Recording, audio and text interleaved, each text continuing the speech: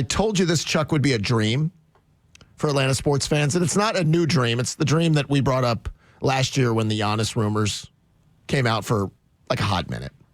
And then he, quickly quieted it down and said, for now, I'm staying.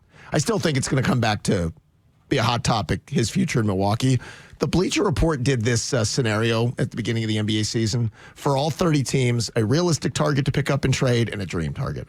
The realistic target is a fine backup point guard, but nobody cares about Trey Jones, so I won't spend time on that. But on the Giannis topic, it's interesting to hear the national perspective is similar to ours on this, that for the first time maybe in reality, the Hawks have a package to get a star player. I don't know that, you used to make fun of me when I would come up with the Chris Paul, Blake Griffin scenarios or all these like fictitious, like, why not here? This feels like there's an opportunity if Giannis wants out at some point that you call the Bucks and say, it's going to be costly. It's going to cost us Jalen Johnson. It might cost us Jalen and Zachary Rizashea. It's going to cost us the pick that we're going to have. Thank you to the New Orleans Pelicans. And it might cost us a couple of other first-round picks. But we are going to go star hunting, and we're going to go get Giannis and bring him to Atlanta. I don't think it's a far-fetched conversation for the first time ever. I hope that's true because it truly has never happened. Depending on what you think of Dikembe. Nah. Because Atlanta, with all the things we always talk about, why Atlanta could get anybody they want. When it comes to NBA, Atlanta has never gotten whoever they wanted. In fact, Dikembe was obviously a Hall of Famer, but we know how his game was slanted. Going back, got Moses at the very end.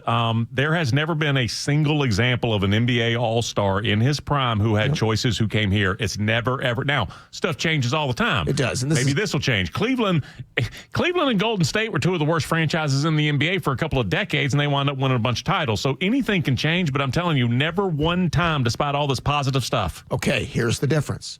Flip it around. Do the Milwaukee side. It's not often that you get great value for the star player. You really don't. You get a treasure trove of picks, and those can turn into pieces that you trade later for other things. If I'm Milwaukee, and I'm looking at the landscape at some point, it's too early to have it now, but Jalen Johnson, borderline star-level player. Zachary Rizashea, huge upside. Young, inexpensive, number one pick. The pick that the Pelicans are going to convey to the Hawks is be top 5. Gold. Yeah. That right there, plus it's going to cost you a couple of other picks. I'm Milwaukee. I'm like, Giannis wants out. If he tells me he wants out, that's a pretty good haul. Young players, 2 starters, a pick that could be in the top 5 that could be another starter. That's where this one's different than all of our wants of a star in years past, that this one might be in play, and I promise you, I will not even listen to a Hawk fan saying I don't want to give up that much. You can't live in the world where you're going to hold on to Jalen and Rizashea if Giannis was ever really available for you. We're not doing that one. You give up that and you drive him to the airport. The Hawks have rarely had a legitimate NBA All-Star to pair with another or 2 studs. I mean, Miami had Chris Bosh and Dwayne Wade, and they're best friends with LeBron, so that all was going to work. The Hawks have rarely had that other guy. I mean, I love Steve Smith, but not to that. I mean, no. Steve Smith was a good player, not a star. You look Joe Johnson was close to star. Really good ball player, but Joe wasn't somebody that another NBA player. I got to get a run going with Joe. It's been a really, really uncommon thing for the Hawks to have a player that another NBA superstar say, I want to play with. I think they do. I want to say they do with Trey. I hope that reputation about nobody likes Trey isn't true.